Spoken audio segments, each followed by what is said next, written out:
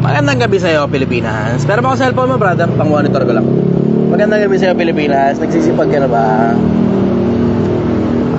Dun sa mga, I have a message to the world, lalo na sa mga bashers ko. Pakinggan ninyo ako, mga bashers. Pakinggan ninyo. Kung ibabash mo ako, ibash mo na lang ako. Pero kung babantaan mo ako ng kung ano man, tatawanan lang kita. Wala kayong kayang gawin sa akin. Uulitin ko, wala kayong kayang gawin sa akin. Wala kayong kayang gawin sa akin. Banata mo ako. Eto, nasa harap tayo ng barangay. True. Paputukan mo ako. Kung tatamaan mo ako. Tirahin mo ako sa social media, lalo lang akong sisikat. At patayin mo ako, I will die as a hero. Wala kayong kayang gawin sa akin, bashers. Wala, ulitin ko, wala. Kasi kanina, alam mo saan galing yun? Medyo marami-rami na kasi nag-death threat sa akin. At hindi naman ako kinakabahan, tinatawanan ko lang kayong lahat. Tinatawanan ko lang kayong lahat. Merong isa kanina, bira ng bira sa akin yun tungkol, ano siya, graphic artist ko, no? Graphic artist. Banat ng banat. Pinagkakaguluhan ako ngayon sa graphic artist industry. Sikat tayo dun ngayon eh. Buraot daw ako, buraot. Yung nagpapagawa ng logo. Oo. Eto namang mga tao na to, akala naman nila pag sinabing magpapagawa ng logo, automatic graphic artist kagad first option. Akala nila yung salitang logo, pag-aari na nila. Pag ginamit mo yung salitang logo, dapat sa graphic artist ka magpagawa at dapat magbayad ka. Nakakalimutan nyo yata na may value ang isang influencer. Kung ordinaryong taong bahay lang ako at kung ordinary business lang ito, diba? Walang problema. Babayad ka talaga. Pero wag nyo kakalimutan, influencer ako eh. Merong ang tawag exchange of value. Merong exchange of value na tinatawag. Ngayon kung hindi ka pala willing makipag-ex deal, wag ka ngayong ngangaw dyan, nakakala mo kung sino ka, tapakamahal ng serbisyo mo. Eh kung hindi ako interesado sa serbisyo mo, wala kang magagawa, tanga. Wala kang magagawa. Wag nyo akong tapos magde-death threat ka. Taka na nakakatawa yun, no? From being a graphic artist to being a hitman real quick. Real quick. Ganun kabili. Nakakatawa yun sobra. Sobra nakakatawa talaga yun. Alam mo, mataas ang respeto sa mga graphic artist eh. Pero yung isang pirasong tungaw na yun, tangina nakakatawa. Tapos ang malupit pa doon, puta pinipilit niya yung serbisyo niya. Eh ayoko nga ng serbisyo mo eh, diba? Ayoko nga ng serbisyo mo eh. Hindi mo ba maintindihan? Ang hina ba ng ulo mo? Ayoko ng serbisyo mo. Tapos nung sinabi kong ayoko ng serbisyo niya, puta yung mga comment niya, nagbabanta na. Nagbabanta, mag-iingat daw ika ako. Eh putang ina mo, eh kung hindi ako mag-ingat, hanggang dyan ka na lang, tanga. Hanggang dyan ka na lang. Simple ang konsepto. Pag ang tao hindi interesado sa serbisyo mo, hindi mo pwedeng puntahan ako rito tapos babarilin mo ako. Ano, dahil hindi ako interesado sa serbisyo mo, babantaan mo ako? Gagong puta. Tungaw. Popost ko yun, maya-mayang konti. Hindi, bukas na lang para medyo mahaba-haba traction. Para marami-rami makakita sa kanya. Mga graphic artist ninyo, may isang pirasong tungaw sa inyo. Naputa, no? Sinabi ko hindi ako interesado sa serbisyo niya, nagbabanta. Hindi mo ko kayang takutin. Ulitin ko, hindi mo ko kayang takutin. Sinigang po. Hindi mo ko kayang takutin. Simple lang naman ang konsepto eh. Kung may gagawin ka sa akin, gawin mo na lang. Excited na akong tumawid sa kabilang buhay. At saka after all, this is a free market. Diba? Kung may gagawa sa akin ng libre ng kahit na anong serbisyo, maligaya naman ako na ipopromote yung hanap buhay ng tao na yun. Ngayon, kung hindi ka pala maligaya na maipromote ka ng isang influencer, edi wag kang gumawa ng trabaho. Ganun lang naman kasimple yun eh. I'm opening yung pagre-request ko ng logo sa lahat ng mga tao. Kahit sino. Hindi naman graphic artist yung nire-requestan ko nun eh. Doon sa mga ilan sa inyong tatanga-tanga, mga bobong mga graphic artist, hindi kayo ang nire-requestan ko nun. Ang nire-requestan ko nun, yung mga taong bayan na mga fans ko na nakapakinabang na sa akin sa mahabang panahon ng libre na ipinamimigay kong oras ko at taba ng utak ko. Ngayon, ito namang mga bobong graphic artist, in-screenshot, tapos pinagpepiestahan ng ako ngayon doon sa page nila. Akala naman nila, sila kausap ko. Hindi kayo kausap ko, tanga, at hindi rin kayo ang may-ari ng salitang logo na hindi automatic na pag sinabing logo, dapat sa graphic artist kagad magpagawa. Kahit sino kayang gumawa ng logo, kahit ako kaya kong gumawa ng logo meron na ngayong AI Meron ng AI ngayon Hindi kayo nagme-may-ari niyang salita na yan. Alam mo, simple ang konsepto. Kung babantaan nyo ko, gawin nyo na lang. Uulitin ko, kung babantaan nyo ko, mga bugok, gawin nyo na lang. Okay, questions, go. Galing to kay Kyle Vicario. Sir Chichester, paano ko matatanggal ang stutter disorder ko? Naiinis na ako sa stutter disorder ko. Hindi ko masabi mga gusto kong sabihin sa personal. Isa din to kaya huminto ako sa pag-aaral. Panghihinaan ako ng loob dahil sa disorder na to. Babagalan mo yung pagsasalita mo. Tapos kakabisaduhin mo yung mga bagay na gusto mong sabihin. Tapos i-review mo siya, i-recite mo siya sa isip mo bago pa lumabas sa bibig mo. Pagkabisado mo na isang bagay at nire-recite mo na lang, hindi ka na may stutter masyado. Kaya tingnan mo, katulad sa akin, sa mahabang panahon, mahihain ako eh. Hindi nyo lang alam, nung bata ako, mahihain ako. Sobrang mahihain ako. Paano ka ba naman hindi magiging mahihain? Puta, binenta ka nga na nanay mo eh. Diba? So ano ibig sabihin nun? Merong mga kadugo na tinutuya ka. Kadugo nila. Inaasar ka, ampon. Siyempre, bababa self-confidence mo dun, diba? Eventually, paglipas ng mga panahon, baba self-confidence, hindi ko kaya masyadong makipag-usap sa mga tao. Pero isang bagay ang naiintindihan ko kasi, I have to learn how to communicate to people. I have to learn how to communicate to people. Ngayon, dahil gusto kong matutong makipag-usap sa mga tao, I have no choice kundi kabisaduhin lahat ng mga sasabihin ko bago ko pa sabihin yun. Until such time na meron na akong enough na confidence para makapag-construct ng sentences sa isip ko at mailabas diretso sa bibig ko nang hindi ko na kinakailangan i-recite. Sa umpisa, ganun lang muna. Sa umpisa. Ano gusto mo sabihin? Ma'am, pwede pong mag-CR. Ba? Isa pa lang yan, ano pa lang yan. Umpisa pa lang yun. Tapos, pwede mo na isunod yung tapos may kamay mo. Bakit? Kasi, yung lesson kahapon, kabisado mo. O mo kabisado mo yung lesson kahapon, sinigang na baka. Sarap Pwede mo yan. tikman ate. Hindi. Sarap yan, mag-e-enjoy ka. Pwede mo tikman ate, oh. Tikman mo ate. Tingnan muna natin yung reaction.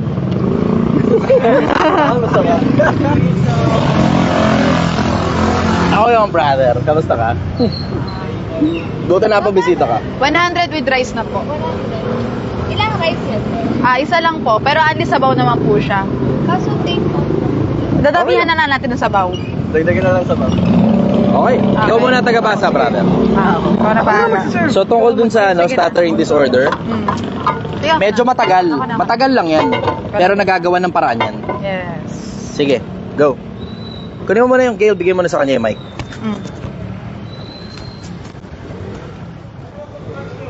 Okay.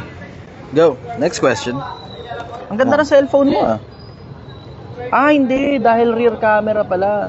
Brother, good evening. Okay, go. Ito, tanong from Kurt Bryce Gutierrez. Somehow related sa tanong kanina. Sir, how to be confident in public speaking as student, kailangan ko pa? Nung nagsisimula ako, bine-breakdown ko sa isip ko kung paano ginagawa ko eh. So, define confidence muna. Para sa akin, ang definition ng confidence, it's an art that you put in everything that you are outstandingly good at. Yun yung ang tawag originality. Yun para sa akin yung confidence. Ngayon, tungkol dun sa confidence sa pagsasalita, nung nagsisimula kasi ako sa pagsasalita, naaalala ko yung mga panahon na sinimulan ko na muna sa debate. Doon muna ako nagsimula sa debate. Para mabilis tumaba yung utak mo, para mabilis kang tumalino, kailangan mabilis kang mag-isip. Pero bago ka muna bumilis mag-isip, magsisimula ka muna sa bagal. Tapos sa bagal, doon ka muna magsisimula. Unti-unti, dahan-dahan, hanggang pabilis ng pabilis yung isip mo tungkol sa maraming bagay ng buhay. Ngayon, naaalala ko kasi yung panahon na kinakabisado ko muna yung isang bagay bago ko ilabas sa publiko. Yung mga punto de vista, yung mga references, kinakabisado ko muna bago ko umarap sa mga tao. Ako nang bahala rito, brother. Bago ko umarap sa mga tao. Until such time that I know my craft well enough to be able to face the public at sabihin kung ano man yung gusto kong sabihin, na merong enough na, ayokong gamitin yung term na confidence kasi ang tinatanong niya nga sa akin, confidence mismo eh. Merong enough na sureness, certainty in my voice that I was able to make people believe whatever it is that I am saying. Yun, doon muna ako nagsimula. Doon sa kinakabisado ko muna yung mga bagay-bagay, pati yung paraan ng pagkakasabi ng mga inidolo ko nung panahon na yun. Ngayon, your failure to imitate your idol is your originality. Yung combination din ng originality ng mga idol mo, yun na ngayon ang originality mo sarili. Yung combination ng originality ng mga idol mo. So, pili ka ngayon ng mga iidolohin. Alam mo people, Philippines, pumili ka ng mga taong pakikinggan. Doon ka sa mga matataba utak, doon ka sa may matututunan ka. Hindi puro entertainment lang. Entertainment is good. Pag stress ka, pagod ka, entertainment is good. Pero pag pinuno mo ang buhay mo, punong-puno na lang ng entertainment, tawanan na lang, joke time na lang, prank-prank na lang. Pag pinuno mo buhay mo ng ganyan, mawawalan ng sense ang buhay mo. Tapos pag nawalan ng sense ang buhay mo, makikita mo, dahil sa kakulangan ng achievement, ikaw na rin mismo nagdidwindle down ng buhay mo. Kaka-anxiety ka, nagkaka-depression ka, tapos niloko ka pa ng jowa. Yan ang sagot ko ron. Next question. Nawala. Teka lang. What can you say about hiring a relative para maging employee? Hindi ako nag-hire ng relative. Ang dahilan kasi masakit sa ulo yun eh. Isipin mo yung konsepto na pag kailangan ng tanggalin, hindi mo na kayang tanggalin. Bakit? Kasi, ang nangyayari, i-chismis ka ngayon, ikaw lang ngayon ang pinakamasamang tao sa buong pamilya. Yun ang problema, kaya hindi ako nag-hire ng relative. Sige, next question. Eto, from Sha Borja. Paano maging matatag kagaya mo against all bashers? Eh hindi, meron kasi ang swerte na wala sa inyo eh. Ang swerte ko kasi wala akong kadugo, wala akong kapamilya, wala akong asawa, wala akong anak. Kasi stand alone lang ako. Merong mga taong minamahal ko at mahal din naman ako pabalik.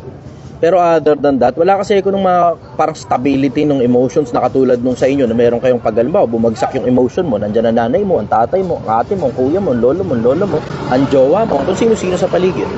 Wala kasi akong ganun eh. Na meron, oo, pero hindi ako umaasa ron sa mga ganun. Stand alone ako sa sarili ko. Yun ang pinanggagalingan ng tibay ko. Yung ako lang kasi mag-isa, walang ibang madadamay pag binaril ako sa ulo. Yung ako lang mag-isa. Yun ang dahilan. Pero alam mo, sa akin, simple ang konsepto eh. Yung mga problema mo, ayusin mo. Kakaayos mo ng kakaayos ng problema mo. Lahat ng problema mo, ayusin mo. Lahat ng improvement na gusto mong mangyari sa sarili mo, ayusin mo.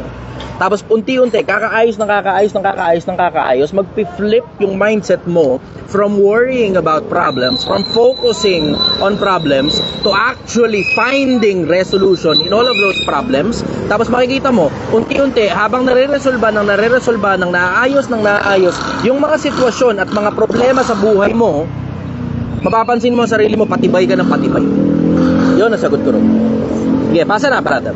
May nagtanong kanina pero hindi ko na makita. Tinatanong niya, masasabi mo bang healthy lifestyle ka? Hindi. Siguro dahil bata pa ako, abusado ako sa katawan. Hindi pinopromote ko ang healthy lifestyle, pero ako mismo hindi masyado, kasi hindi ko naman sobrang inaabuso sa sarili ko. Yun ang sigurado ko. Ibig sabihin, paminsan-minsan nag-workout ako, minsan 2-3 beses sa isang linggo nagpo-push up ako. Dati araw-araw, pero syempre every now and then tatamarin ka rin eh, diba? Lalo na kapag ganitong bugbugan man na itong trabaho mo, ang hanap buhay ko ngayon. Itong ginagawa ko ngayon, nagbubuhat ako ng ano rito eh. Nakita niyo naman yung sako ng bigas na nakaraan na binubuhat ko, diba? Anong Sinigang, brother. Sinigang na baka. Sinigang na baka. Pwede mo tikman, kuya. Patikim mo si kuya. Isa po. Ang order? With rice. Kakain mo dito. Okay, brother. Okay. From Reka M. Arce. Question niya, what strategies do you use to stay motivated during challenging times? Hindi na sa akin motivation, disiplina na eh. Dinidisiplina ko kasi isip ko, eto disiplina ko pagdating sa isip ko. Hindi ako nakikinig ng mga sad music. Hindi mo mapapakinig ng sad music. Yung willingly gusto kong makinig ng sad music. Hindi ako nakikinig ng mga ganun. Kasi bababa emotion mo eh. Pag bumaba ngayon ng emotion mo, bagsak ang emotion mo, mawawalan ka ngayon ng motivation, mababawasan. Doon muna simulan yan eh, mababawasan yung motivation mo. Hindi ako nakikinig ng mga sad music. Laging ang music ko, pambaragan. Kung hindi heavy metal, classical. Kung hindi classical, rock. Kung hindi rock, hip-hop siguro, konti. Heavy beat. Tapos, puro mga heavy beat eh. Epic na mga music. Yun isa sa mga disiplina ko. Kasi, alam mo, maingat ako eh. Kasi isipin mo yung konsepto na kailangan ko talagang mag-ingat eh. Hindi katulad sa inyo, okay lang sa inyo kahit bumagsak ang emotions niyo, ayos lang kayo eh. Bakit? Kasi may asawa ka, may anak ka. May magpapalakas ang loob mo eh. May pamilya ka, magulang mo, nanay mo, tatay mo, ate mo, kuya mo, may mga kamag-anak ka, may mga kasama ka sa bahay eh. In my case, hindi ganun eh. Hindi ganun eh. Pag ako bumagsak, wala akong maasahan eh. Pag ako bumagsak, wala akong maasahan. Although andyan yung kasintahan ko, pero she's not there all the time. Although andyan si Gail, she's not there all the time.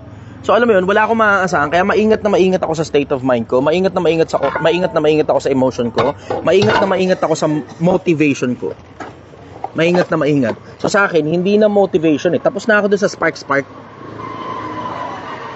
Sa akin, disiplina na diretso. Disiplina na. Yung motivation kasi, it's a good start. Para makapagsimula ka, kailangan mo ng motivation. Nakita niyo yung ginawa ko sa Pilipinas, di ba? Nakikita niyo yung Project 1M, di ba? Technically, motivation ito eh. Tapos may konting disiplina ka rin matututunan at the same time, pero generally motivation ito. Bakit motivation? Kasi may mga tao kailangan lang talaga ng spark, kailangan lang talaga ng dahilan kung bakit kailangan nilang magsimula at kailangan nila ng someone na makikitang nagsimula para gayahin nila. Parang crank. Alam mo sa motor, 'di ba? Yung anong tawag doon, yung sinisipa ng paa? Kickstart. Kickstart, 'di ba?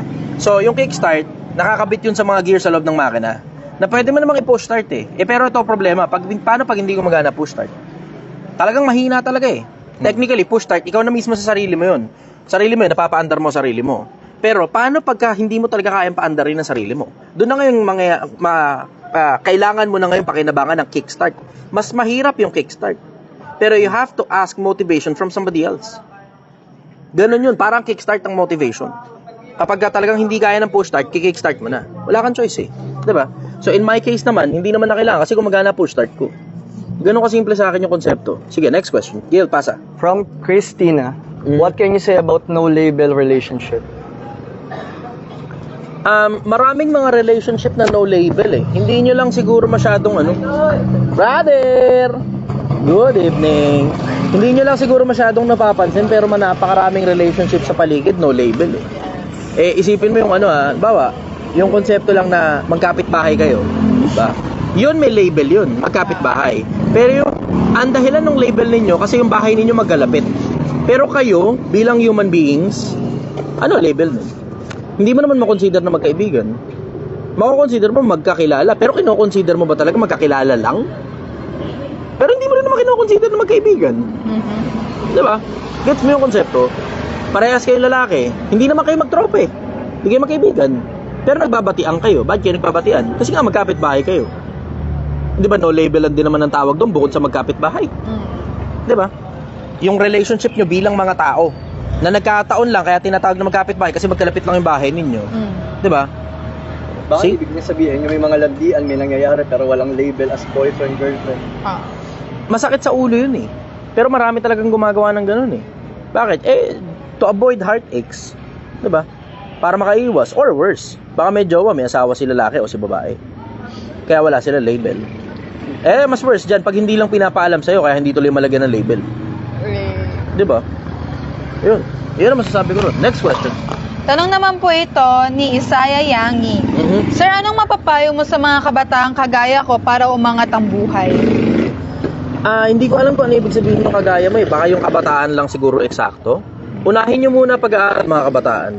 Huwag kayong tanga, huwag kayong masyadong makinig sa mga influencers na ulol na sinasabing huwag ka nalang mag-aral, tumiskarte ka na lang. Hindi mo alam kung gaano kahirap bilang magulang na magpaaral ng anak na ang dahilan kung bakit mo pinapaaral yung anak mo kasi gusto mo magkaroon ng maayos na kinabukasan. Tapos ngayon, eto ngayon ang isang influencer na siraulo, sisirain ang ulo mo, tapos sasabihin huwag ka nang mag-aral, tumiskarte ka na lang. Na para bang ang dating, pinalalabas ngayon, magrebelde ka sa magulang mo. Mga kabataan, huwag kayong ganyan. Maalala nyo sana na yung mga magulang, hindi naman ibig sabihin ng magulang, yun yung naglabas sa'yo sa mundo eh. Diba? Maaaring ang magulang mo, tsuhin mo, tsahin mo, o lola mo, pinapaaral ka. Diba? Mag-aaral ka. Tapusin mo pag-aaral mo, tabaan mo utak mo, galingan mo, tindihan mo, lupitan mo.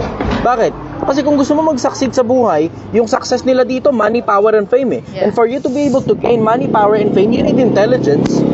Kasi kahit gaano karami ang pera mo, nanalo ka sa loto, kayang maubos yan, wala pang 5 taon. Totoo. Dahil lang wala, you don't have the necessary skill to retain money. Diba? Alam mo, Pilipinas, mga kabataan, tabaan nyo utak nyo, galingan nyo, lupitan nyo, tindihan nyo, sa eskwelahan pa lang, at paglabas nyo sa tunay na buhay, isabay nyo ngayon yun na pag-aralan ninyo. Pilipinas, huwag ka masyadong mangmang para maniwala sa kanila na sinasabi nila na para bang pag mas bobo ka, mas malayo mararating mo sa buhay. Hindi totoo yan. Ang dahilan kung bakit nila pinagtsatsagaan na hilutin ang isip mo, kasi tignan mo, wala namang pakinabang sa kanila talaga yun kung talagang yun lang talaga ang purpose eh. Kung ang talagang purpose lang, kung bakit sila nagsasabing huwag ka na mag-aral, dumiskarte ka lang, dahil nagmamalasakit sila sa'yo, walang pakinabang yun. Ngayon, titignan mo ngayon yung ulterior motive. Ano ulterior motive?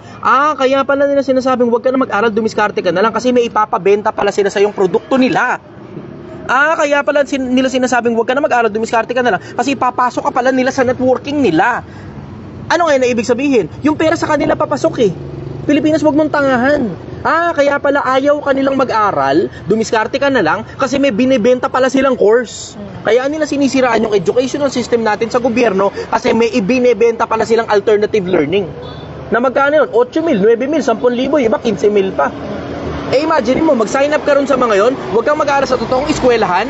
Pag nakagraduate ka sa totoong eskwelahan, may trabaho ka agad, madaling makahanap ng trabaho. Pag nag-sign up ka rito sa mga putang inan to, tignan mo kung makahanap ka ng trabaho, gamit mo yung diploma na binigay sa'yo ni MJ Lopez. Sige, tignan natin. Yung diploma binigay sa'yo ni Franklin Moñaño. Sige, tignan natin kung makahanap ka agad ng trabaho gamit yung mga yun. Makita sa resume mo yun, ay, gumraduate pala to kay MJ Lopez. Ay, gumraduate to kay Franklin Moñaño. Ay, hindi pala eskwelahan talaga yun. Ay, pinangalanan lang pala ni MJ Lopez na university yun. Pero hindi pala totoong university yun.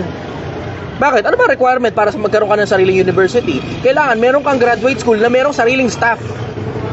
So, ibig sabihin, tapos na ng kolehiyo, tapos nag-aaral lang, susunod na antas pa ng pag-aaral, maaaring abuga siya o kung ano man, ngayon pwede ka na ngayon magtayo ng university.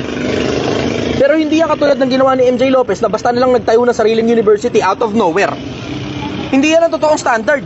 Hindi yan ang standard. Kaya kita mo, hindi niya masagot-sagot yung sinasabi ko sa kanya paulit-ulit eh. Di ba ang sabi mo nung nakaraan, MJ? Sabi mo, yung pan-tuition fee, ipang-business na lang. Bakit ka nagtayo ng course? Akala ko ba yung pan-tuition fee, ipang-business na lang? Ba't nagtayo ka ng course? Sige, pakipaliwanag mo nga yan. Saan ngayon gusto mo ang punta ng pera? Ayaw mong pumunta sa totoong legit na institusyon ng gobyerno, ang gusto mo sa bulsa mong pumunta, ganun ba? Ako nagtatanong lang naman, hindi naman libelous yan eh. Questioning yan eh, di ba? It's an art of questioning eh. Kinu-question ko kung ano ginagawa mo. Sinasabi mo na wag nang mag-aral at ipang-business na lang yung pera. Okay? Bakit ka nagtayo ng course kung sinasabi mo na yung pera pala pang-business na lang? Bakit may course ka ngayon? At bakit sinasabi mong may university ka? Diba? Merong isang page niyan, MJ Lopez University eh. Diba? Nakita nyo ba yun? MJ Lopez University? May university siya eh, nakakapagtaka. Akala ko ba ang sabi mo yung pang tuition fee, pang business na lang? Ano ngayon ang ginagawa mo? Mga kababayan, alam mo, matuto kayo mag-isip mga kababayan. Huwag kayong masyadong mangmang para maniwala na lang basta sa kahit sinong influencer. Kahit sa akin, huwag ka basta na lang maniwala. Gamitin mo kokote mo kung tama pa ba yung sinasabi ni Chester. Gamitin mo kokote mo. Kaya ka binigyan ng Diyos ng isip para gamitin mo yan. Hindi yan para magpauto na lang sa kung sino mang may isip na alam niya kung ano ginagawa niya at alam niya naman kung ano talaga ginagawa niya eksakto. Matuto kang unawain kung ano ginagawa. Hindi yan dahil nagmamalasakit sa'yo, Pilipinas. Diretsahan lang tayo. Yung mga ginagawa ng mga influencer, hindi yan dahil nagmamalasakit sila sa'yo. Ginagawa nila yan para kumita sila. Is there anything bad about it? Walang masama na kumita ng pera. Pero pag nakakasira ka na ng buhay ng kapwa-tao mo para lang kumita ka ng pera, pukin ang ina mo. Thank you, brother. Yun ang sagot ko ron. Sige, next question. Eto, tanong naman po ito ni Arnold National. Lods, anong masasabi na sa LTO na nag-i-issue ng papel na license pero pag kukunin mo na yung card, pabalik-balikin ka pa sa tingin nyo po? Pwede ba nila ng kanin lang? Pwede. Kasi asawa ko may nagbigay ng ulam sa kanya. Kanin. Walang kanin. Nagmuntikan. Sakto. Sige. Pwede. 15 lang, brother. May sabaw. Sige, Sabaw pwede. lang. Papatikin po sa Sige. Yan. kanya. Yun nga yung tanong niya, ano daw masasabi mo sa LTO na ano? Pinagit ko nga dito kay. Sabi, sino kay? Yung PR. Oo, yun yun. Thank you. Kasi ano yun eh. Masugin na tapos na nangyayari yan eh. Talaga. Mabait na tao. Okay. So, as I was saying, tungkol dun sa problema ng LTO, alam mo, problema ng ano yan? Problema ng gobyerno yan eh. Isa sa mga trouble ng gobyerno yan eh. Meron akong pakiramdam na may problema talaga dyan. Kasi alam mo, bayad naman ng tao. Alam mo, hindi ko maintindihan sa LTO eh. LTO, pakipaliwanag nyo nga yan. Kasi subsidized ng gobyerno yan, yung mga cards na yan. Ako nagtataka, bakit subsidized na nga ng gobyerno, pinababayaran nyo pa? Lagyan ko po ng ano? Bakit? Hindi ko rin maintindihan yan. Kasi hindi ko rin maintindihan kung bakit pagka sa recto ka kumuha ng lisensya, laging may card. Pero pag sa LTO ka kumuha, lagi nawawalan. Hindi ko alam bakit gano'n. Ano ba yun, mas updated pa recto kaysa sa inyo? Mas magaling pa silang kumuha ng supply ng card kaysa sa inyo? Eh sila nga yung peke eh. Dapat kayo yung gobyerno, kayo yung magaling kumuha ng kung saan nyo makukunin yung mga card na yan. Ewan ko, hindi ko nga rin maintindihan yan. Totoo, hindi ko rin maintindihan. Bakit nagkakaganyan dyan ng LTO? Ewan ko ba? Ewan ko sa inyo. Bahala kayo sa buhay nyo, buti na lang wala ako sa politika. Hindi lahat ng bagay kaya kong sagutin. Pero yung mga bagay na yan, masasagot ko lang siguro yun kapag naintindihan ko na kung paano tumatakbo LTO. Magkano yun? 50, sir. So bale, ang sukle 35, no? 35. 10, 20, 30, 5. Okay, thank you very much, brother. 35 pesos. Yan sabaw, Gil. Meron na. Meron na? Okay, sige. Thank you, brother. Salamat. Good night. Sige, go. Next question. Tanong ito ni Luis Concepcion. Di ba sabi mo libre ka dyan na nakapwesto? Paano naman kaming ordinaryong mamamayan? Ano na lang to? Palakasan na lang po ba? Di porket influencer guys, nakakakuha ka na ng libreng posisyon. Nasa probinsya ako. Huwag kang tanga. Nasa probinsya ako. Sa probinsya, mas maluwag-luwag dito kaysa sa Maynila. Nasa Rizal ako eh. Okay, sige, sasabihin mo, nadadaan pala sa palakasan. Ba't hindi ka makipagpalakasan? Ano, gusto mo pahinaan tayo? Reklamo na lang.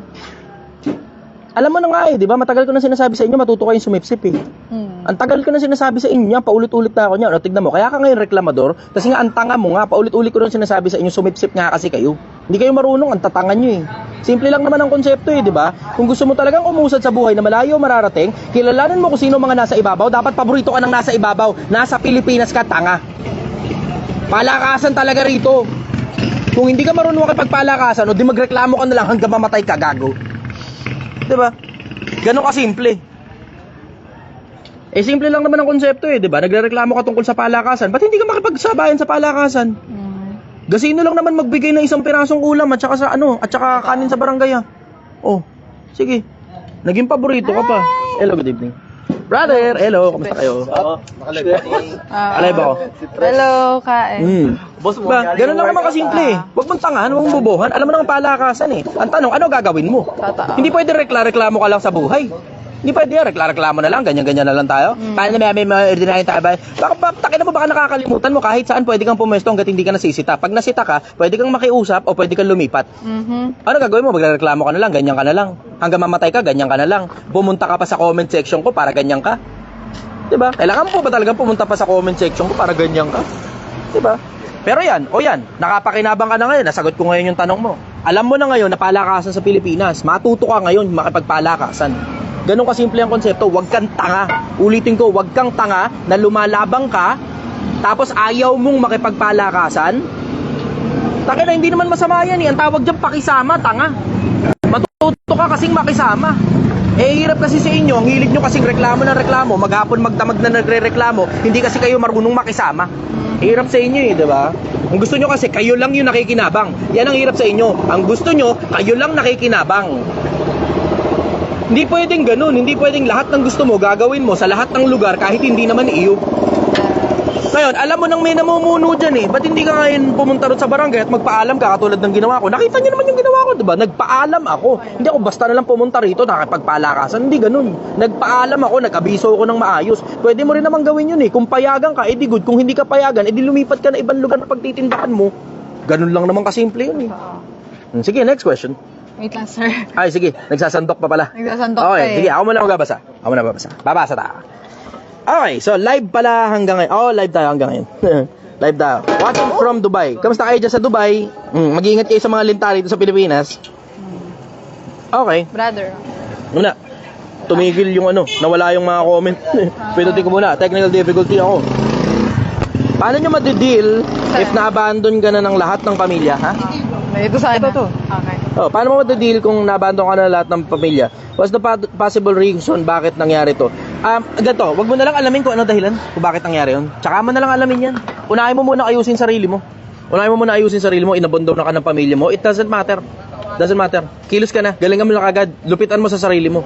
Ayusin mo sarili mo, galingan mo sa sarili mo, tindihan mo sa sarili mo. Kasi at the end of the day, people come and go. Yeah. Isipin mo na lang, isipin mo na mag-isa tayo sa isang mundong punong-puno ng tao. Ulitin ko, isipin mo na lang na mag-isa tayo sa isang mundo na punong-puno ng tao. Kung may madagdag bang tao sa buhay mo na nakakatuwang sa buhay mo, magpasalamat ka. Pero pag umalis yung tao na yun, ipagpasalamat mo na lang lahat ng bagay na nagawa niyang mabuti para sa'yo. Yun ang sagot ko sa inyo. Tungkol dyan sa mga problemang pamilya. Ganyan din naman yung problema ko Tanga na, nakikitulog lang ako, hindi naman ako makikikain. Hindi ko makakalimutan. Nakikitulog lang ako, hindi naman ako makikikain. Yung sagot sa akin, walang lugar dito para sa'yo, Chester. Anong masasabi mo sa pamilyang gumanon sa'yo ngayon? BJMP, Imo City Jail. Pa-shoutout po Salute, sila, sir. sir. Salamat, KG Krame. Yung mga gumanon sa akin dati, okay lang. Hindi naman na sila nagmamatter sa akin ngayon Hindi na sila nagmamatter. Pinatawad ko na sila. Pero hindi yun para makipag-ayos pa ako sa kanila. Na makikipagpayapaan pa, tapos banding-banding pa. Tanginan, hindi ako plastic na tao. Ayaw nyo sa akin orange. Ganun kasimple. Nahiya tuloy tumabi sa'yo, sir. Dito lang kayo. Hindi naman kayo nakikita Hanggang dito lang yung camera. So okay lang yan. Sir. Dito lang kayo. Hindi naman kayo nakikita Nalaglag phone ko. Okay. Ang ganda naman ng kuha natin dito. That legendary, simple lang naman ang konsepto. Oh, nakuha nyo na. Nakuha nyo na. Simple lang naman ang konsepto. Sobrang simple ng konsepto. Uy! Raymond de los Reyes, brother, good evening. Mahal na mahal ko itong kapatid ko na to. Mahal na mahal ko. Boss pa shoutout daw, sir. Good evening, brother. Full support sa akin lagi yan Alam mo, isa sa mga bagay na na-appreciate ko kay Boss RDR, yung kahit alam mo yung wala naman siyang kailangan sa akin, regular nakakaalala. Regular. Na-appreciate ko talaga yun sobra. Alam mo, bihira kasi sa mundo yung mga ganong klase ng tao Yung naaalala ka kahit wala silang kailangan sa'yo. Bihira yun sobra. Bihira sa mundo yun. Maraming salamat, Boss RDR. Na-appreciate talaga ako. Sobra.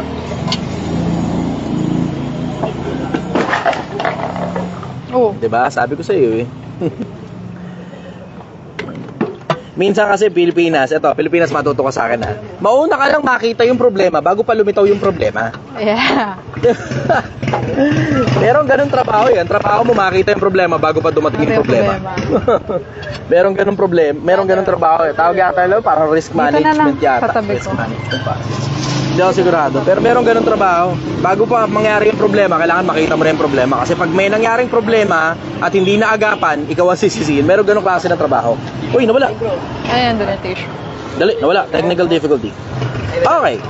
Nag-serve pa sila rito kasi medyo marami-rami ngayon yung tao Well, hindi kasing dami nung kagabi, pero still, marami pa rin. Masarap tong sinigang na to. Promise ko sa inyo, ito isa sa mga pinakamasarap na sinigang na natikman nyo sa buhay nyo. Promise ko yun sa inyo. Hindi man ito ang pinakamasarap na sinigang, at least isa to sa mga pinakamasasarap. Gail, go. Watch Kita, that. sir. Sige. Dali lang po. Okay. Sabi ni Mercado Dito lang Ian, ako. Okay lang, hindi nakikita to. Hanggang dito lang to. Okay, sabi go. ni Mercado Ian, bago ka pa daw tumira, alam mo na yung 5 kasunod. Okay, maingay. Tahimik nga lang. Naano ko tuloy. Na-divulge ko tuloy, hindi sinasadya. Na-divulge ko tuloy, hindi sinasadya. Yes. Galing kay Sarwin A. Hamala. Assalamualaikum, Idol. Walaikum salam, brother. Idol, paano po yun nag-umpisa ng negosyo? Lugi kasi ako sa unang business ko. Expect mo na talaga yun. Laging yung unang negosyo, hindi talaga papatok yun. Laging ganun. Kasi magiging trial and error yung unang negosyo mo eh. Hanggang sa matuto ka ng mga maraming mga bagay, tapos pag nalugi yung negosyo, babagsak ngayon ang ano mo, ang moral mo. Pag bagsak ng moral mo, mapapaisip ka ng maraming iba't ibang mga bagay. Kasi you have so much time to think about things eh. Tapos eventually, magkiklik sa'yo, dun pala ako sa ganun pala nagkamali. Sa ganito pala, sa ganun. Okay, yung susunod ngayon ng negosyo babanatan mo, alam mo na ngayon kung saan ka nagkamali. Pero hindi assurance din yun, napapaldo ka na sa negosyo. Hindi rin assurance yun. Bakit? Kasi maaaring nalaman mo nga kung saan ka nagkamali, pero maaari din namang wala kang disiplina para ayusin kung saan ka nagkamali. O maaari din namang naayos mo na kung saan ka nagkamali. Tapos may bagong problema na naman na hindi mo na naman namamalayan. Kailangan proactive ka. Ikaw mismo naghahanap ng problema para resolbahin yung mga problema. So you're putting yourself out of business. Ikaw na mismo ang sarili mong kakumpetensya. Ikaw na rin mismo yung sarili mong nagpipilit na magpabagsak sa sarili mong negosyo para alamin kung ano-ano yung mga problemang babagsak yung negosyo mo pag nangyari sa iyo yun. Parang bago pa mangyari, alam mo na kagad kung anong resolution. Diba? Gaya nung sabi ko sa'yo kanina, diba? Sabi ko sa'yo, madadali mo yan eh. O, hindi ka nakinig sa akin. Pinabayaan lang kita. Para pag nadali mo, sasabihin ko ngayon sa'yo, diba sinabi ko na sa'yo. Hindi ka nakinig eh. Para maintindihan mo ngayon na kailangan mo palang isang Chichester sa buhay mo. Talaga naman. Talaga naman. Para maintindihan ninyo, Pilipinas, na merong mga taong nakakakita ng mga bagay na kailangan makita. Na minsan, bulag tayo. Kasi delusional tayo minsan eh. Pag sobrang, alam mo yun, sobrang optimistic mo sa negosyo, ang tawag toxic optimism. Pag toxic optimism na yung optimism mo, hindi mo na napapansin yung mga pwedeng mangyari. Sa sobrang pagka-optimistic mo, naniniwala ka yayaman. Tapos, mapapansin mo na lang yung sarili mo, nasa 5 taong ka na pala sa networking. Pero tangina, may isang gamit sa bahay, wala ka pang nabili. Ang tagal mo lang nagsasabi ng payaman. Sige, next question. Ayan. Tanong naman po ito ni Erjan de Ramos. Saan po sakto location mo, idol? Andito po ako sa harap ng mahabang parang barangay hall. Dito to sa Angono, Rizal. Ulitin ko, Angono to ha. Angono ha. Angono. Angono Ulitin ha. na Angono. Binanganan ha. Angono ha. Sige, kakaintindihan na tayo. Sige kasi sumakay ng angkas galing ng Maynila. Pumunta ng mahabang parang barangay hall. Pagdating sa mahabang parang barangay hall, sir, ba't wala ka dito? Sabi ko, nasaan ka ba? Nasa mahabang parang barangay hall. Check mo yung mapa. Pagtingin niya ng mapa, puta, nasa Binangonan pala siya.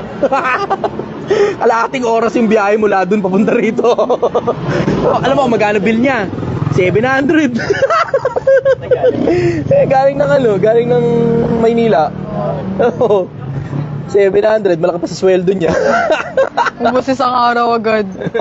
Sige, next question. Ayan. Tanong ni Dennis Baharo Vlog. Idol, ang tanong ko, sino ba ang dapat tulungan?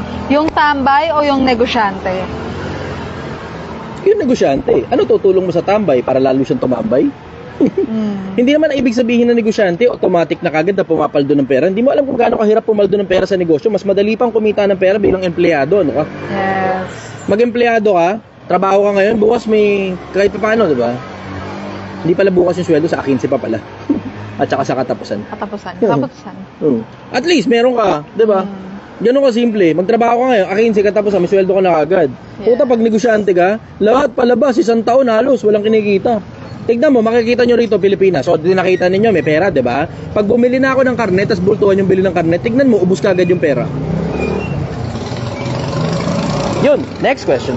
So ako, kung ako mag-suggest mas tulungan ninyo yung mga negosyante kaysa yung mga tambay. Kasi ano itutulong mo sa isang taong tambay? Madalas na pagkakataon yung taong tambay, ang dahilan kung bakit siya tambay kasi ayaw niya mag-apply. Ano tutulong mo ron? Bigyan mo ng pera yun, tignan mo, bukas ubos. Bigyan mo pagkain nyo, bigyan mo, mamaya, tignan mo, gutom na naman yun. Siguro, pwede mong magawa ron, bigyan mo ng trabaho, kung gusto niya magtrabaho. Pero ikaw na nga nag-branding sa kanya, ang tawag mo sa kanya, tambay eh. Diba? Kasi magkaiba yung unemployed, na ang dahilan lang kung bakit wala siyang trabaho, dahil nawalan siya ng trabaho. Unemployed yun, hindi tambay yun. Ang tambay, as in by profession, yun talaga ginagawa niya. Tambay talaga siya. Sige, next question. Tanong ito ni Lexis Carion. Ito ang tanong niya, sir. Paano mo masasabing naka-move on ka na at masarap ba yung sinigang mo? Papupunta ako kasi gusto ko magpa-picture sa'yo. Masasabi mong naka-move on ka na pag natikman mo na itong sinigang ko.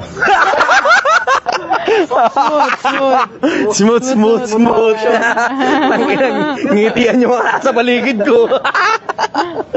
Tanginang yan. Suabe, no? Malalaman mong pag naka-move on ka na pag wala ka ng pakialam sa kanya. Hindi yun pag bitter ka pa o pag galit ka pa o pag ini-stalk mo yung profile niya hoping na sana po kaya mong bumagsak ka pa pangga ka sana ng trend. Diba? hindi ka pa nakaka-move on pag gano'n ka pa, pag bitter ka pa. Na masasabi mong naka-move on ka na pag wala ka na talaga pakialam. Yun ang sagot ko. Hindi naman kasi ang kabaliktaran ng love hate daw eh.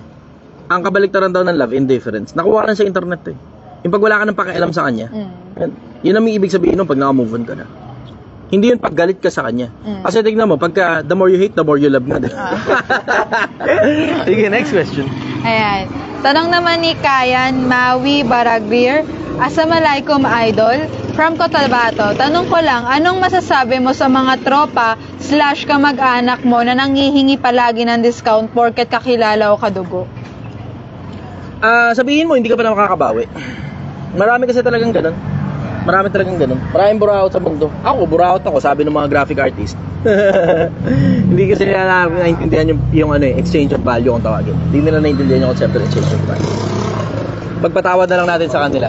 Yung mga mayayamang graphic artist, naintindihan nila yan. Alam nila yon, branding. Pag ay sina-shoutout ka o kinikilala ka ng mga influencers, automatic mataas ang presyo mo. Pero itong mga hapit sa pera, bahala ka sa buhay mo. Ganun kasimple. Tumawa ka na lang dyan, hanggang tawa na lang ang kaya mong gawin. Pero tungkol dun sa tanong niya, ang pinakakaramihan buraot talaga na wala talagang pakinabang, kadugo. Yun talaga, kadugo. Pinakadakilang mga buraot na walang pakinabang, mga kadugo. Karamihan yan. Hindi lahat. Huwag niyong mapagkamalian. Kaya pag ang ibig sabihin nun, pagka nakachamba ka ng kadugo na hindi buraot, puta, ingatan mo ng gusto yun. Alagaan mo ng gusto yan. Sobrang swerte mo, may ganyan ka. Kasi yung iba nga, magulang pa mismo yung buraot. Nakita nyo naman kay Hulod, diba? Kinukuha ng nanay yung pera, tapos ginagastos yung pera.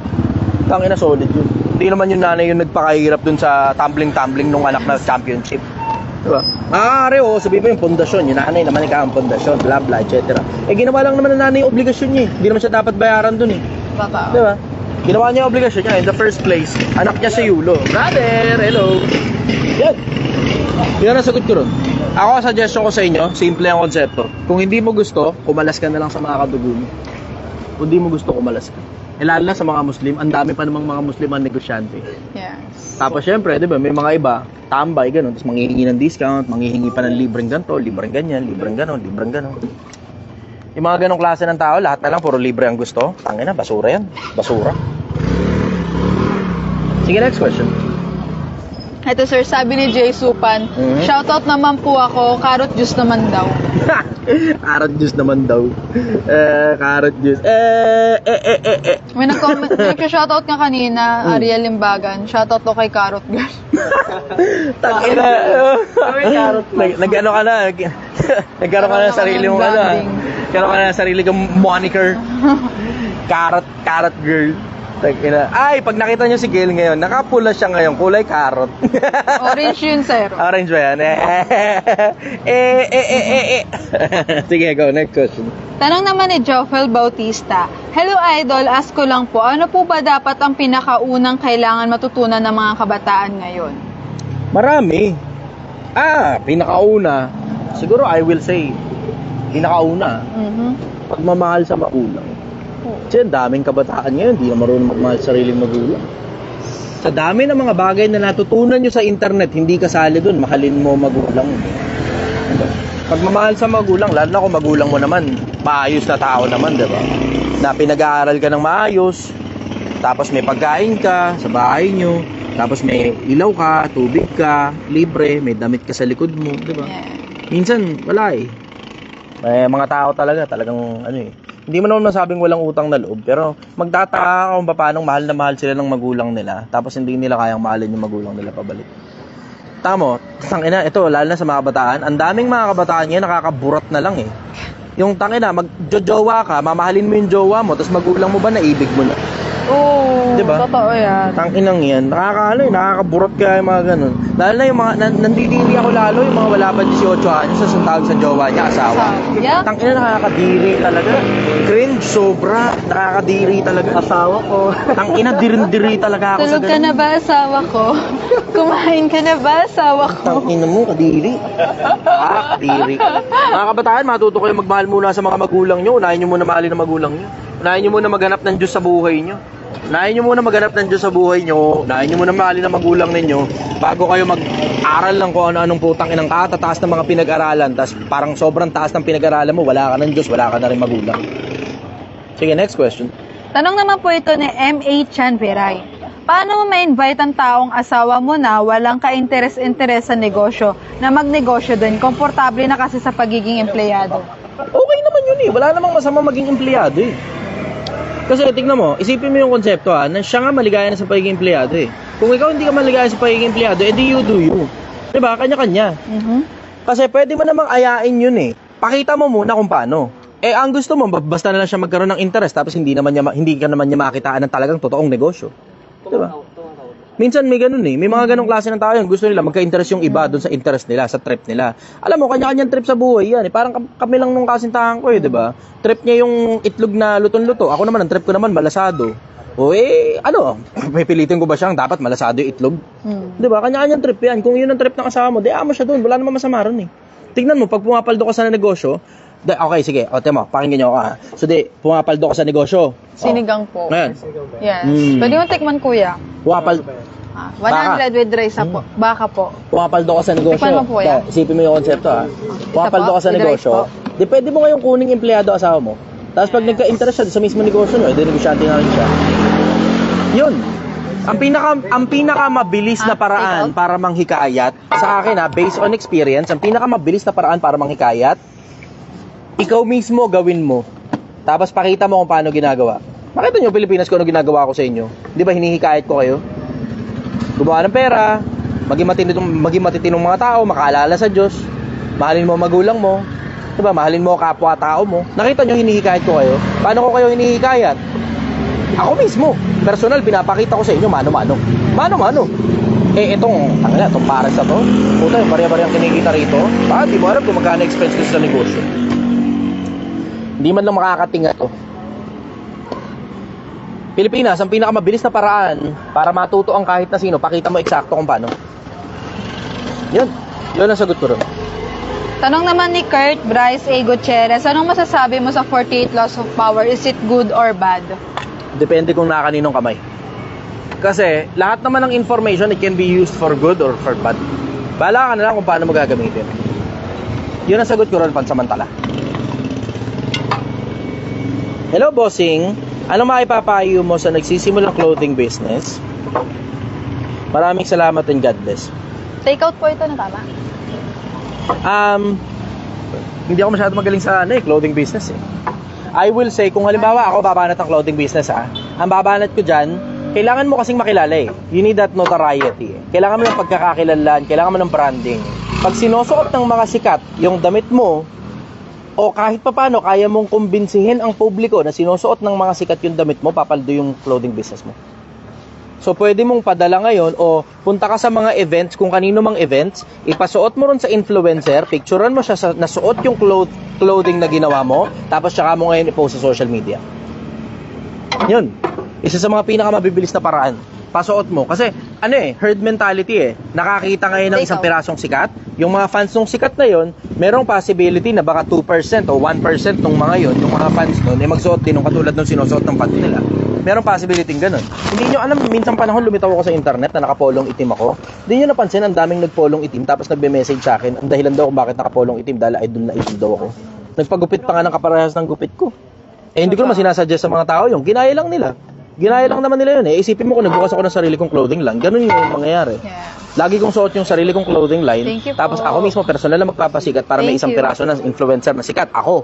Diba? Tapos, susunod nun, papasuot ko sa iba pang mga influencer para maraming influencer yung nagsusuot ng clothing ko. Yun ang babanat ko ron. Tapos Shopee at saka TikTok, dapat readily available sa halos lahat ng online platform para mabilis ang transaction. Sige, next question. Tanong ni Isaya Yangi, Mhm. Sir, tama lang po ba yung ginawa ni Carlos Yulo na magtaas ng pride sa magulang niya? Hindi pagtataas ng pride yun, kinat niya yung magulang niya. Bakit niya kinat? Tangina, lakas humarabas ng pera eh. Mhm. Di ba? Ginawa siyang insurance eh. Tapos, kumakampi pa sa kalaban. Di ba? Technically, treason yung ginawa ng nanay niya sa kanya eh. Di ba? Pagtataksil yung ginawa ng nanay niya sa kanya eh. Ano yan? Betrayal yun eh. Betrayal eh. Although hindi naman bansa si Yulo para treason. Diba? Pero, ang ibig sabihin, betrayal yun. Betrayal yung ginawa ng nanay niya sa kanya. Sa akin yung kakampi ka sa kalabang ko, kahit sino ka pa. Tuturing kitang kalabang ko. Nakakampi ka sa kalabang ko. Ganun kasimple yun. Hindi naman kasi alam mo sa akin, simple lang ang konsepto. Hindi masyadong mabigat sa akin yung konsepto ng kadugo. Maliban na kung pinatutunayan mo, nakapamilya ka talaga. Ganun sa akin ang simpleng konsepto. Hindi mabigat sa akin ang konseptong kadugo. Maliban na kung pinatutunayan mo, nakapamilya ka talaga. Kasi ako, pinatunayan ko sa mga taong nakapaligid sa akin, pamilya talaga ako eh. Masyadong maraming dugo ang dumanak para lang mapatunayan ko na pamilya nila ako. Yun ang masasabi ko ron sa inyo. At maraming saksi niyan. Maraming saksi. Maraming nakakita na maraming dugo ang dumanak para lang mapatunayan ni Chichester na pamilya talaga nila ako. Ito lang si Kaylee. I agree. Sige, next question. Tanong naman po ito ni M.A. Chanveray. Ay, mali. Siya na rin pala. Ito, Kelly Monteros Dominguez. Ito maganda to. Sandali. Good evening po. Hold mo muna yan, sandali. Nasa Bible po, honor your parents, di ba? Totoo, nasa Bible talaga, honor your parents. Yun yung nasa lumang tipan. Yeah. Pero ang nasa bagong tipan, ano sabi? Igalang ninyo ang inyong mga magulang sa Panginoon. Paano kung hindi sa Panginoon yung magulang mo? Diba? Mga tamad na klase ng tao. Nakasulat sa Biblia, ang hindi nagkakandili ng sariling kanya, lalong masama kaysa hindi sumasampalataya. Mas masama pa sa demonyo yun pag hindi mo kinakandili sarili mong anak eh. Oh. Sige, nakasulat din naman sa Biblia yun eh, diba? Alam niyo, kunin niyo kasi yung konteksto. Ibigin ninyo ang inyong mga magulang sa Panginoon. Yun ang nakasulat, magulang sa Panginoon. Hindi lang yun ama't ina. Kung yung lolo mo o lola mo, yun yung nag-aalaga sa'yo, yan ang magulang mo sa Panginoon. Ano ka? Kung inabandona ka ng nanay mo at ang nag-aalaga sa'yo, tsuhin at tsahin mo lang, yan ang magulang mo sa Panginoon. Kung namatay ang nanay at tatay mo at inaalaga ka ng total stranger, yan yung magulang mo sa Panginoon. Yan yun. Pero hindi automatic yun. Automatic kung sino naglabas sa'yo sa poke niya, yun na kagad, magulang sa Panginoon. Hindi ganun. Hindi ganun. Kunin nyo yung konteksto. Sige, next question. Tanong ni Kelly Monteros Dominguez. Tamo. Yung mga ganung bagay, Pilipinas, maririnig nyo ba yan sa mga ibang influencer ninyo? Ang maririnig nyo sa ibang influencer nyo, hindi, walang sinabi si God na huwag magparami ng asawa. Yan ang mga maririnig nyo sa mga influencer nyo, Pilipinas. Ingatan mo ang sarili mo sa mga pinakikinggan mo, Pilipinas. Siguraduhin mong yung mga pinakikinggan mo, totoo sinasabi sa'yo. Huwag ka nakikinig sa mga taong sinungaling. Pinasasama ang budhi mo, pinabobobo ka, pinatatanga ka dahil gustong makuha pera mo. Sige, next question. Ito na taga. Kelly Monteros Dominguez. Good evening po, Idol. Ask ko lang, anong masasabi mo sa monkeypox? Mauulit kaya ang lockdown way back 2020? Dapat ba mangambang sambayan ng Pilipinas? Salamat po, guys. Hindi kasi ako alarmist. Ayoko lang ganung konsepto na parang ang dating conspiracy theory. Hindi ako interesado rin. Hindi ako alarmist. So, ganito na lang. Ito sasabihin ko sa inyo. Mag-ready kayo, Pilipinas. Mag-ready kayo. Bakit? Hindi mo naman kasi alam kung ano mangyayari. Pwede magkagera ang Pilipinas sa China, pwede magka-chickenpox, pwede magka-smallpox, pwede magka-2-pox. Hindi mo alam kung ano mangyayari. Hindi mo alam kung ano mangyayari. So, alam mo, mas maigi, maging handa ka na lang sa lahat ng bagay. Kaya tingnan mo, Project 1M, yung mga sumasabay dito, maintindihan ninyo, pag dumating yung panahon na nagka-problema yung bansa natin, pag sumabay ka sa Project 1M at nagkaroon ka talaga ng 1 milyon, tignan mo, hindi masyadong mabigat para sa pamilya mo. Yun ang simpleng konsepto. Pinapaghahanda ko kayo kung hindi nyo napapansin. Pinapaghahanda ko kayo sa darating na panahon. Kasi magkakaroon, brother, good evening. Kasi magkakaroon ng malalaking mga problema kung hindi pa ba naman obvious sa inyo, 'di ba? Si Guwo wala na, nakatakas na. Oo, sir. 'Di ba? Yung meme na nagkita sila ni Nakita daw sila ni Kibon. Putang ina. Guwo? Guwo? Kibs? Magkaganon yung kotse, magkaganon yung kotse ng dalawa tapos nagkatagpuan. Guwo? Kibs? Nakakatawa yun. Sige, next question. Tanong naman po ni Rico David. Gusto ko marinig mo, Rico David. Okay. Tanong niya, gusto ko marinig sagot mo, Idol. Isa to sa mga naitanong sa akin sa isang interview. Okay. Could you share a meaningful Bible quote that resonates with your personality? 4:7 na kawikaan. Karunungan ay pinakapangulong bagay. Sa lahat ng pipiliin mo na. Sobrang importante sa akin ang karunungan. Mas importante sa akin ang karunungan kaysa sa kahit na anong iba pang bagay. Given the chance to choose between wisdom and all other things, including my life, I will choose wisdom. Karunungan na hindi napagtanto at hindi nakilala ng sanlibutan sapagkat kung nakilala sana nila, dising di ipinako sa krus ang Panginoon ng kaluwalhatian. Eh kung mamamatay ka kapalit ng isang karunungan, papayag ka. Karunungan galing sa Diyos, syempre. Karunungan galing sa tao. Anong pakinabang mo yung mamatay ka? Di ba? Karunungan galing sa Diyos. Doon tayo sa karunungan galing sa Diyos. Sige, go. Next question. Sarap pala nito. Sabi sa'yo. Sasya na ba? Kumakain tayo. Eto, tanong ni Nix Jeremiah, Boss the Chichester Official, may maaabangan ba namin yung kahit konti na content malupito ng official dyan, Bossing? Tinatanong niyo kung magko-collab ba kami, gano'n ba? Parang gano'n. Hindi ko alam. Nakapakita kami nito nakaraan sa birthday ni Boss RDR. Magkausap din kami, magkakwentuhan kami ng kaperaso, pero hindi nga masyado. Hindi masyado. We don't have enough time para baka, di ko alam eh. Siguro, in the future, di naman natin masasabi kung ano ang ilalabas sa mga susunod na araw eh. Diba? Di natin masasabi kung ano ilalabas sa mga susunod na araw. Kung sakali man pumutok yung konsepto, at medyo, alam mo yun, diba, sumikat ng gusto, baka sakali magka-interest siya mag-collab kami. Eh, masikat siya kaysa sa akin eh. Ako, hindi naman ako importanteng tao eh. Ako lang naman si The Chichester. Isa lang pong basurero. Isang basurero, na nagtitinda sa kanto. Pero ano kotse mo sa STI? Huwag ka na maingay. Putapin naman eh. Huwag ka na maingay. Ate-ate lang. Basta basurero lang ako, ganun. Andal ako doon, sidecar, tricycle. Parang maganda ata yun. Huwag ka na maingay. Yung pulang kotse. Huwag ka na maingay. Ang ingay mo. Yung pulang kotse. Maingay. Maingay. Wala akong kotse. Wala. Mahirap lang ako. Motor-motor. Bulok-bulok. Sige, go. Nawala yung tanong.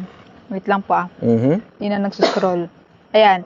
Sabi ni Kayan Maui Baragdir, Good evening, Idol. Anong masasabi mo sa mga SK officials? Bata pa lang pero natututo ng mangurap. Magulang eh. Magulang. Hindi naman yan basta na lang matututunan nila sa sarili nila. May nagturo dyan. 22:6 na kawikaan. Turuan mo ang bata sa daan na dapat niyang lakaran. Pagka siya'y tumanda, hindi niya iiwalayan. May nagturo dyan. Kaya tignan mo, bata pa lang, alam na kagad kung paano gagawin eh. Oo, magpaliga tayo. Overprice natin yung volleyball. Tangina. Ay nako, Pilipinas. Hindi niyo ako maloloko pagdating sa mga ganyang bagay. Masyado na akong matanda. I have lived through generations after generations. Masyado na akong maraming nabasang mga libro ng mga tao, libu-libong taon na nabuhay dito sa mundo at matagal ng mga patay. Sige, next question. Yeah. Tanong naman po to ni Chinichi Conan. Boss, tama ba na sinasamba ang ginawa ng tao tulad ng semento or gawa sa kahoy? Semento? Ay, nasagot mo na nga yung sarili mong tanong eh. Kaya ka nagtatanong ganyan kasi nagdududa ka. 'Di ba? 5:7 ng Deuteronomio. Huwag kang gagawa para sa iyo ng larawang inanyuan. Kawangas ng anumang bagay na nasa itaas sa langit, nasa ibaba sa lupa, o nasa tubig sa ilalim ng lupa. Huwag mo yuyukuran sila o pagsisilbihan man, sapagkat akong Panginoon mong Diyos ay mapanibughuing Diyos na aking dinadalaw ang katampalasanan ng mga magulang sa mga anak sa 3 at sa 4 na salin na nangapopuot sa akin. Ikaw nga mismo nagdududa ka eh. Diba? Habakuk 2:18. Ano na napapakinabang niyaong malililok na gumagawa ng mga larawang inanyuan na nagtuturo ng kasinungalingan? Alam mong kasinungalingan yan eh. Diba? Gaano pa karaming talata sa Biblia ang kailangan ninyo, Pilipinas, para matuto kayo na ang larawan hindi sinasamba? Sabi nga kay Isaias eh. Diba? Mismo Diyos ang nagsasabi. Ako ang Panginoon ng langit at lupa. Hindi ko ibibigay ang aking kaluwalhatian sa mga larawang inanyuan. Ayaw ng Diyos nun. Ayaw. Nagagalit nga ang Diyos kapag sumasamba ang tao sa larawan eh. Nakita niyo naman yung nangyari sa panahon ni Moises eh. Brother, good evening. Kamusta? Sipag talaga. Gaano kasipag yung barangay natin. Robing sila. 10 oras na ng gabi. Ikot-ikot sila. Hanap ng sakali mo may problema. Tutulong sila. Tamo? Sige, next question. May nagtanong dito kanina, nawala na lang yung tanong niya. Parang tanong niya, naniniwala ka po ba daw talaga na totoo ang Sodom at Gomorrah? Kung oo, saan daw ito?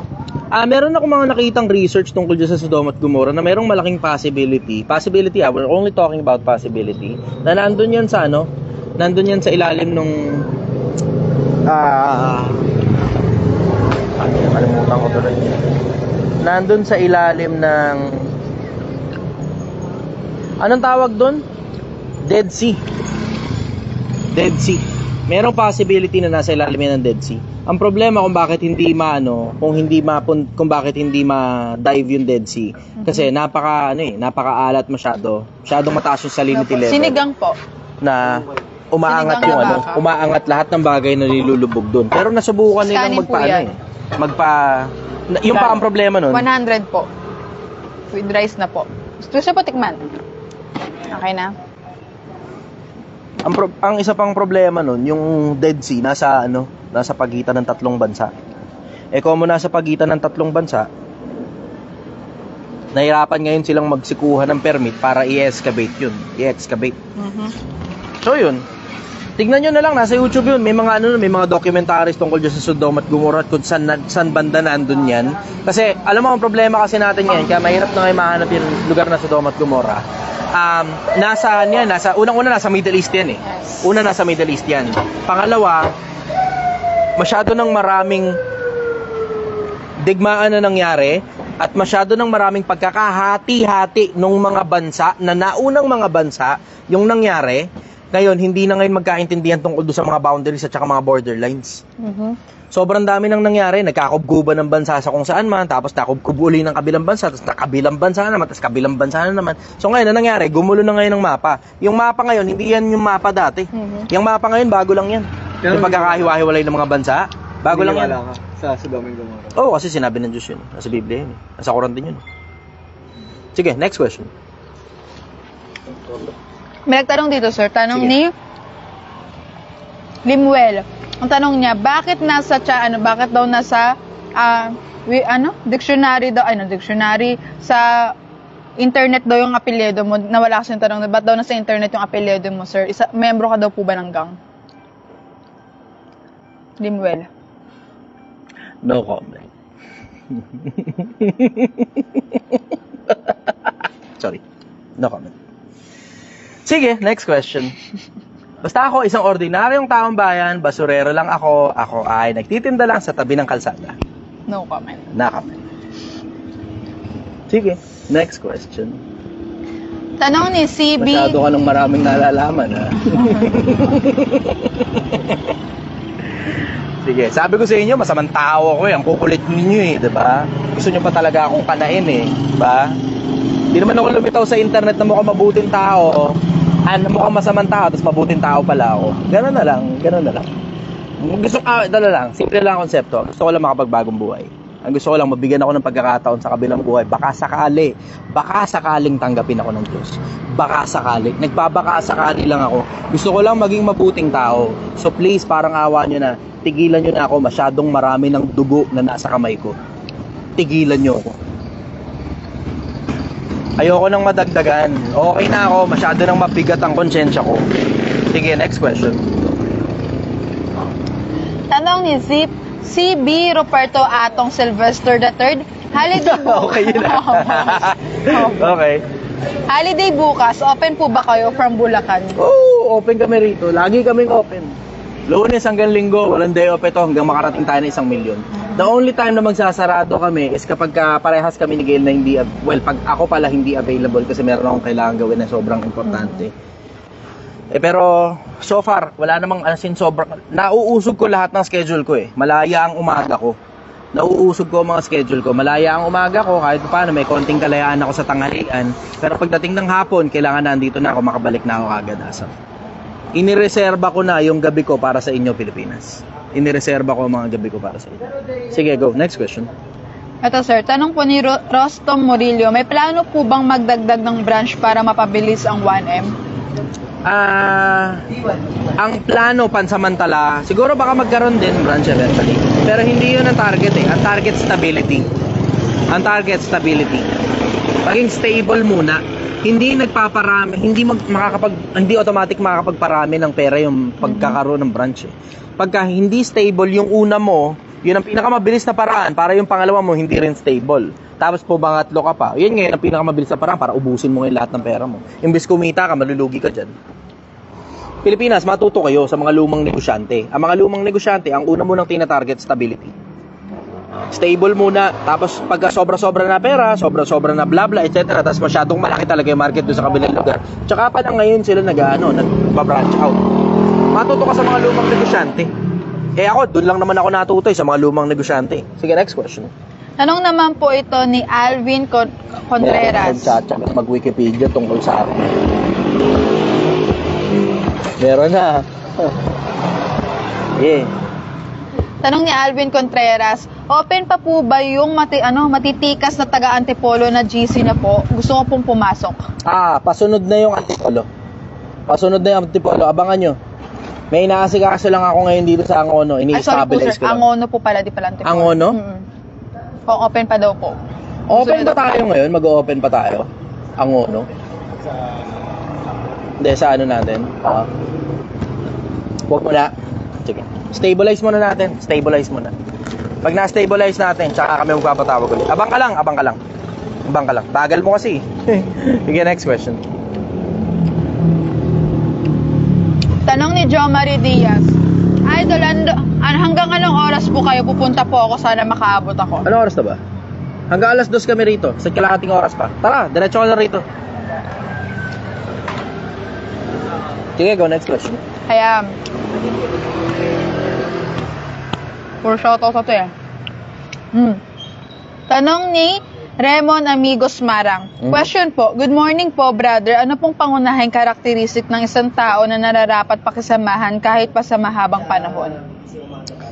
Hindi ka kasi makakaasa dun eh. Kasi kahit ano pang pangunahing karakteristik yung makita mo dun sa tao na yon, anything can go wrong anytime. So ito na lang masasabi ko sa inyo. Pag halimbawa meron kang nagustuhan sa isang tao, batiin mo ng batiin yun. Para tuloy-tuloy ngayon, hindi lang yung tao yung babatiin mo, pati yung mismong trait na nagustuhan mo sa kanya. Pati mismong trait. Katulad nun, di ba sinasabi ko sa inyo, di ba? Tungkol kay Raymond de los Reyes na nakakaalala. Laging nakakaalala kahit wala siyang kailangan. Di ba? Ngayon, gusto ko yun eh. Gusto ko yun na nakakaalala sa akin kahit walang kailangan. So ngayon, lagi kong binabati yun para lagi niyang maalala na isa sa mga bagay na pinakapaborito ko talaga sa mga tao, yung nakakaalala sa akin kahit walang kailangan. Kasi ako ganun din naman ako, nakakaalala rin naman ako kahit walang kailangan eh. Isa sa mga pinakagusto kong trait ng tao yun. Isa yun sa mga pinakagusto ko. Pero hindi lang yun kasi ang tinitignan ko eh. Hindi nga yun ang number one eh. Hindi yun ang number one eh. Marami kasi yan. Simple lang naman ang konsepto sa akin eh. Ako nagmamasid, tumitingin-tingin. Pero I always keep my guard up. Kasi kahit ano pang makita mo, kahit ano pang sabihin ko sa'yo na unang trait na hanapin mo sa tao, sabihin mo, halimbawa, maka-Diyos, di ba? Eh nakita mo nga yung trait na yun, nakita mo yun 3 years, 4 years ago. Ang daming pwedeng mangyari, pwedeng ngayon, sira ulo na yung tao eh. Di ba? Kasi ako, ito napapansin ko rin. Ito makakatulong to sa'yo, brother. Pakinggan mo to. Sa pagtatansya sa tao, walang one size fits all. Wala. Ito mapapansin mo, pattern. Pattern. Yung una na nasa iyo loyalty, susunod niyan, malikot na mata. Doon mo muna makikita. Nasa iyo loyalty, nakikinig ng gusto, interesado talaga sa iyo. Nakita mo yon for the past 1-2 years. Tapos, minsang panahon lumilikot na mata. Minsang panahon inuutusan mo, hindi na sumusunod. Minsan panahon, may inutos ka, nagkunyaring hindi narinig. Yun, dapat snappy ka dun. Dapat mapansin mo yun. Yung konting mga maliliit na konting kibot, dapat napapansin mo. Bakit? Kasi dun sa mga maliliit na yun, direct giveaway na kaagad yun kung ano nasa isip nila. Direct giveaway na kaagad yun. Sa kasaganaan ng puso, nagsasalita ang bibig. Pero bago pa magsalita yung bibig, tignan mo na kaagad yung kilos pa lang. Kilos, ang daming sasabihin sa'yo ng kilos. Yung lingon pa kaliwa, nasa mas madalas na pagkakataon, nagsisinungaling kapag kumakaliwa ang lingon. Yung lingon sa kanan, nasa madalas na pagkakataon, nag-i-imagine ng mga bagay-bagay. Tignan ninyo yung kilos ng mga tao. magmasid kayo. Tapos kayo mismo, tumingin kayo ng common denominators ng mga tao na hindi lahat halos ng common denominators nakasulat sa libro. May mga bagay na hindi nakasulat sa libro. Ngayon, ito pa problema mo, hindi naman kasi lahat readily accessible sa'yo yung mga libro na yun dahil maaaring gusto mong matutunan pero hindi mo alam eksakto kung ano talagang libro babasahin mo eh. Yun ang problema eh. Diba? Meron ng mga nagsulat ng mga libro na mga magagaling na mga tao at mga malulupit na mga tao na naghanap ng trait sa mga tao kung ano ba dapat ang hinahanap mo sa mga tao. Ito ang problema. Hindi mo alam kung sino sumulat, hindi mo rin alam kung ano pangalan ng libro. Alam mo lang na meron nang nagsulat nun, imagination mo, kasi halos lahat naman ng bagay sa mundo, meron nang naisulat ng kung sino man tungkol dyan eh. Kaya ang bottom line nun, simple. Ikaw na lang sa sarili mo mag-aaral ka. Pag nakakita ka ng libro, swerte mo pa.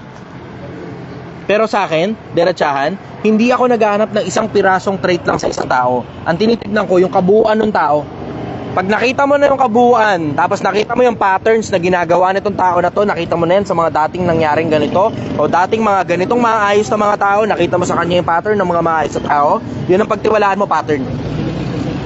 Yung pattern sa mas madalas na pagkakataon, that can never go wrong. Merong sinusunod na patterns ang universo. This goes in general, sa buong universe. May sinusunod na patterns. Wala nga pala ako sa loob ng grupo ko. So, nakalimutan ko, live pala to. Akala ko grupo ko yung kausap ko. Sorry. Sige. Ibang question naman. Sinuwerte kayo ron, nadulas ako ha. Sinuwerte kayo ron, nadulas ako. Sinuwerte ang mga nasa live, nadulas ang Chester.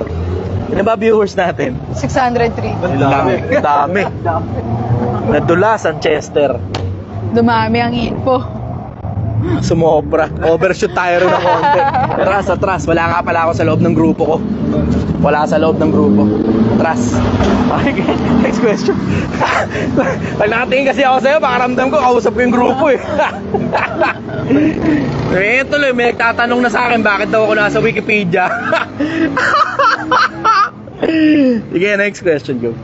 Tanong ni Kervin Jade Valedismo Aranyo, masaya ka ba kahit marami ka nang nalalaman? Cause I heard this quote, happiness in smart people is the rarest thing I know. Hindi totoo. Rarest thing. Ay, nako. Alam mo, ito sabi ni Solomon, sa karamihan ng karunungan, dumarating ang mga kalumbayan. Sa karamihan ng karunungan, dumarating ang mga kalumbayan. Pero ito magtataka ka talaga kay Solomon eh. Ito nagwa-wonder talaga ako sa kanya eh. Tignan mo. So sabi ni Solomon, sa karamihan ng karunungan, dumarating ang mga kalumbayan. Pero, karunungan pinakapangulong bagay. Sa lahat ng pipiliin mo unawa. Ano ibig sabihin nun? Pag dumami unawa mo, magiging mas mas malulumbay ka. Ayokong interpret ng iba yung salitang lumbay. Kasi pag in-interpret mo ng iba yun, baka ang lumabas tuloy depression eh. Pero, pag binasa mo kasi yung Ecclesiastes, alam mong merong something kay Solomon eh. Alam mo yun eh. Alam mong merong something kay Solomon na merong hint na hindi siya masaya. Merong hint eh. Paano man nasabing merong hint, Chester? Kasi ang sabi niya, 1:2 ng Ecclesiastes, walang kabuluhan ng mga walang kabuluhan. Ang lahat ng bagay ay walang kabuluhan. Tapos inisa-isa niya ngayon lahat ng mga napansin niya na walang kabuluhan. Na yung hangin, darating, mawawala. Tapos magtatanim, mag-aani. Mabubuhay, mamamatay. Etc. So ano ngayon ang bottom line ng lahat ng bagay? Makikita mo pa yun doon sa pinakadulo. Pero isa sa mga bagay na isinulat ni Solomon tungkol doon sa Ecclesiastes na sinabi niya walang kabuluhan ng walang kabuluhan, sa karamihan ng karunungan ay dumarating ang mga kalumbayan. So pag mas marami ka ngayong alam, mas parang antunog. Antunog. And I may be wrong, antunog, parang mas miserable buhay mo pag mas marami kang alam. Tanong mo mga mayayaman, yung readily available sa kanila lahat, yun ang pansin mo they stick together, they talk to each other. Pero pag halimbawa, ang isang mayaman, lahat talang readily available na sa kanya, yung paupahan mo kung saan dumarating sa'yo pera, tapos wala ka ng problema, tapos wala kang sakit ng ulo, tapos yung mga anak mo nasa Amerika na, magaganda na mga buhay, tapos 60 years old ka na, tapos malakas ka pa, tapos hindi mo na ngayon alam kung ano gagawin mo sa buhay mo. And then you ask yourself, what will you do with the remainder of the time that you have in this world? Kasi hindi ka na naghahabol ng pera eh. Hindi ka na naghahabol ng pera, hindi ka na naghahabol ng karangyaan, hindi ka na naghahabol ng kayamanan, hindi ka na rin naghahabol ng kasikatan kasi matanda ka na, aning mo yung kasikatan. Hindi ka na rin naghahabol ng kapangyarihan kasi matanda ka na eh. Aaning mo pa yung kapangyarihan. Diba?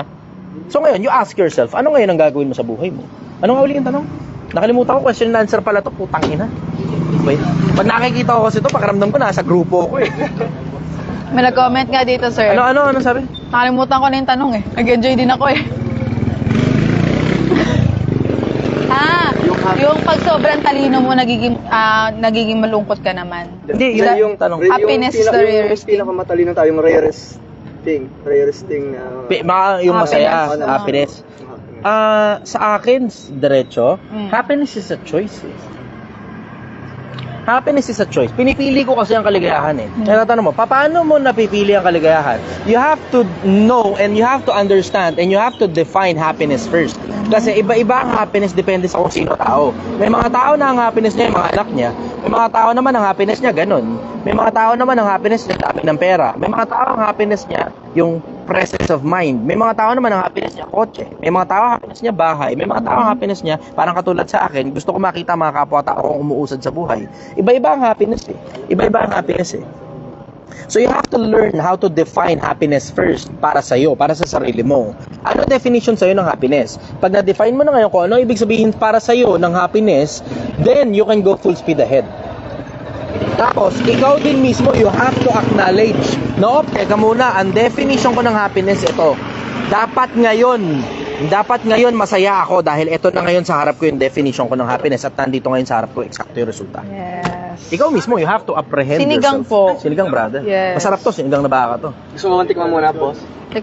Tignan mo muna. Patikman mo, sige, go.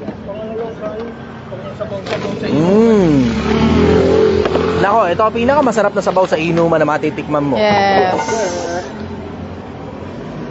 Niluto ito. Huwag ka na maingay. Kakambal niya yun. Bossing! Kamusta ang buhay? Malupitan talaga yan eh. Lagi yung nai... Sige, tingnan mo.